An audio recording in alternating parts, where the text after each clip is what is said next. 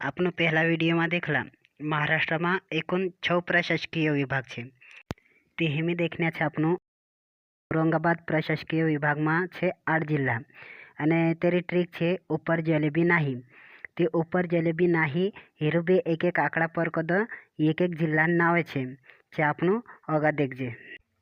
ચાલો તે હિમી આપણું ટ્રીક નુસાર દેખજે ઉપર કદ ઉસ્માનાબાદ પ પર કદ परभणी रते जान देयु अग छे ज पर कद जालना अग छे ले पर कद लातूर अग छे बी पर कद बीड़ नेक्स्ट ना पर कद नांदेड़ नेक्स्ट ही पर कद हिंगोली